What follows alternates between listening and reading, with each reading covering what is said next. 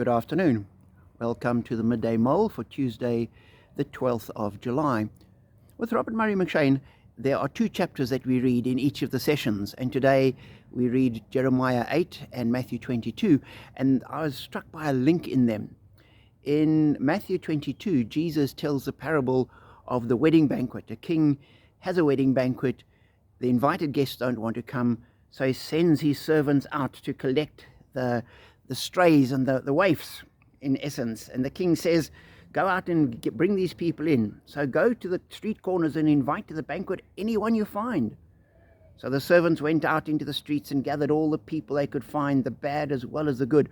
And the wedding hall was filled with guests. And so we have this wonderful picture of this great celebration, the wedding banquet ready. And it's what we as Christians look forward to, the wedding supper of the Lamb one day in paradise. But in Jeremiah, as he's looking at the state of the nation, and he challenges the people, and in verse 20 of the chapter, we have the verse, the harvest is past, the summer has ended, and we are not saved.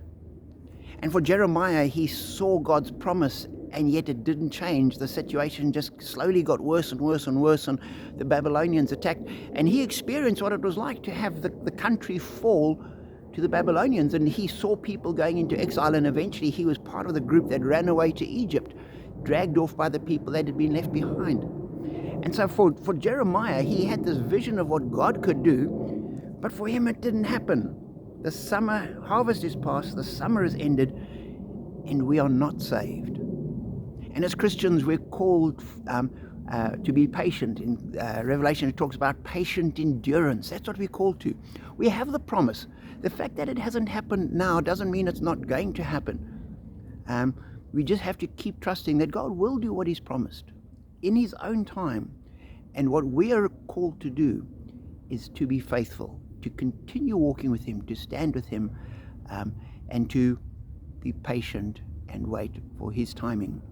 So be encouraged, particularly if you're struggling and you're waiting and you're praying and God just doesn't seem to answer. That has been the experience of many people through Scripture. But we are promised that we will be part of the great wedding banquet in the end. So be encouraged with that. Personal note, they're busy painting our offices. So the smell of paint is giving me a terrible headache. I've taken the day off. I'm taking tomorrow off as well. Today I'll upload this at home. Tomorrow we're going to be away, and I'm not sure that there will be internet, so there may not be a Midday Mull tomorrow, but we will see. But whether there's a Midday Mull or not, God is there, his word is there, and we are blessed.